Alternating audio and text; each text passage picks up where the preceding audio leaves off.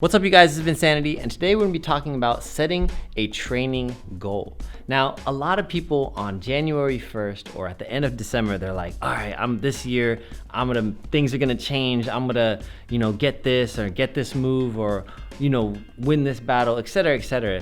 But then once the year starts, once time goes on, it's like, what are they actually doing to get to that goal? Right? So today we're going to be talking about not just setting a goal, but actually developing a plan of action to actually get to that point. And we're going to focus on actually setting a goal to get a single move. So whether that's a power move, whether that's improving your footwork, whatever that is, we're going to focus on one single item.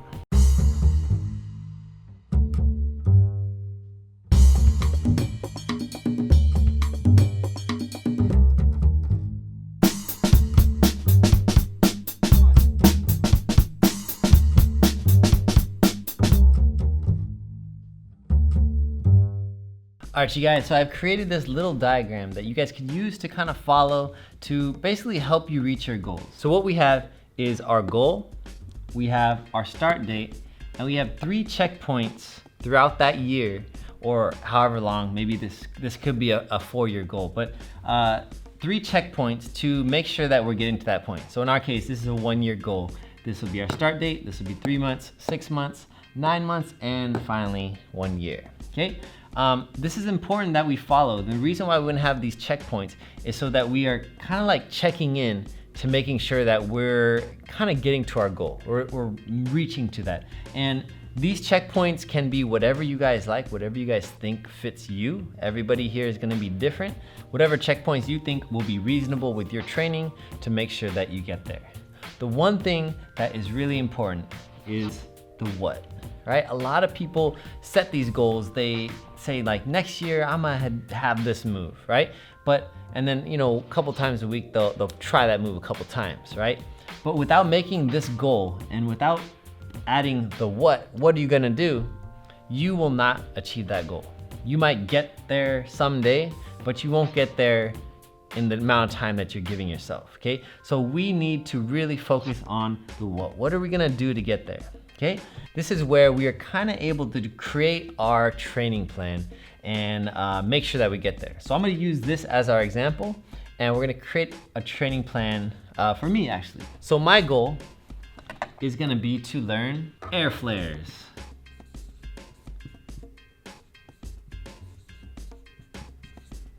Those of you who have been following me, this is actually a goal that I have. I've been practicing 3 days a week, trying to learn air flares, trying to get better at it, trying to get more strong, more control, right? So my goal is to learn air flares, okay?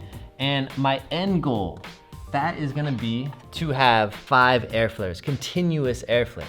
Hopefully you can read that, okay? So 5 air flares.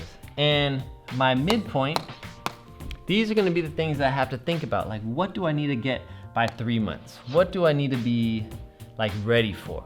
Okay, I feel like my 9-month check-in, I should be able to do 2 air flares at that point, because I feel like once you can do 2 air flares, pretty soon 5 air flares is going to happen, right? But that second air flare, I feel is going to be a little bit of a challenge to get. So for my 9-month goal, I'm going to put 2 air flares. Okay, so 2 air flares, 2 air flares. Okay, 2 air flares. Sorry if you can't read that. Just believe me, it says 2 air flares.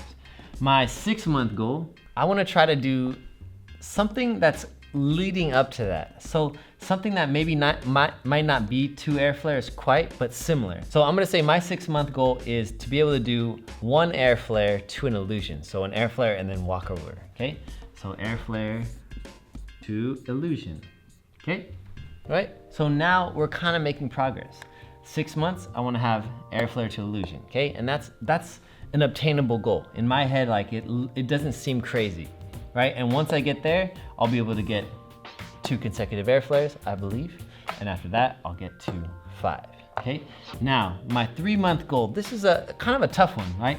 I guess like starting from here, like at this point, I could kind of like, I'm feeling more control. So at this point, I need to have, I'm gonna say in 3 months, I need to have 1 air flare, 1 solid air flare that looks like an air flare. I feel like what I have right now still doesn't look like an air flare. So in 1 month, I wanna have one clean looking air flare, okay? So one air flare.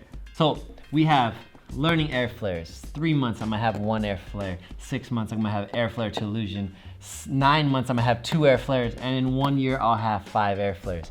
And again, I'm not comparing myself to anybody else. This is my plan that I feel like for myself that I could reach, okay? These are my checkpoints. And now I have to write the what. What is the work that I need to put in to be able to get to this point? And I'm just gonna start one at a time. We're not even gonna write down these until we get to that point. Because maybe in 3 months, I could do air flare to illusion already, right? And maybe I need to like change some of these things. So I'm not gonna write this until I get there, right? So we're gonna start with right here, okay? So the what.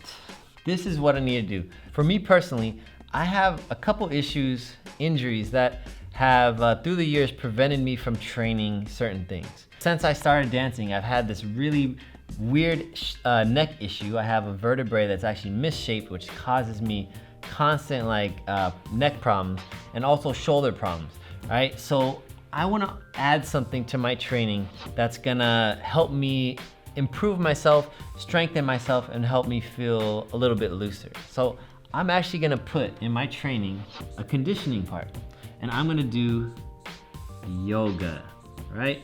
And the reason I put this too is because I actually have been doing yoga about 5 days a week. And this has made me feel so much better. Like my joints feel looser, my joints feel stronger. Actually, I'm not like cramping up as much. I used to like, there's been times where I reached for something and my neck cramped up.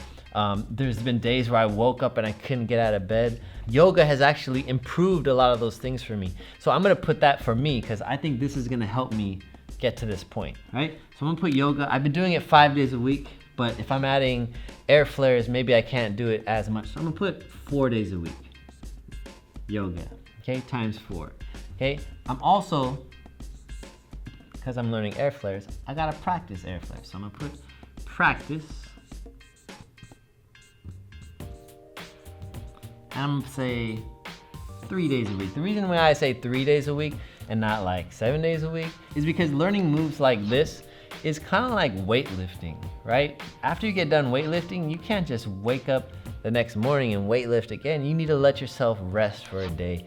So unless you're some crazy weightlifter out there, I don't know, but at least for me. So practice 3 days a week, give ourselves a day in between to rest, and those days we could do yoga. We could go into a state of healing versus, you know, tearing up our body, right? So we practice air flares 3 days a week. And now is such an important part, is what are we gonna do while we practice, right? We wanna create a training plan. So I gotta think, what are my weaknesses? How do I strengthen them? And how do I eventually get to this one air flare point? So plan of action, what do I need to do? So first thing, I'm just gonna write down my training practice, right? My handstands are terrible, so I'm gonna practice handstands, right? I don't have to necessarily put in like how much I'm gonna do right now. I can do that once I start training, but I need to write down what I need to work on to get better, right? So I'm gonna put handstands. Second thing is my one handstand on my right hand is really good, but my left hand is no good. So second is one handstands. Also, my prep for my air flare, my prep for my power moves is decent.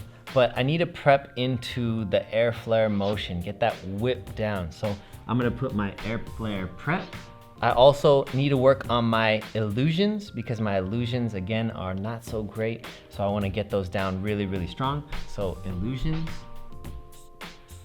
My next thing I need to work on is my prep into my swing, right? So going from prep to a swing.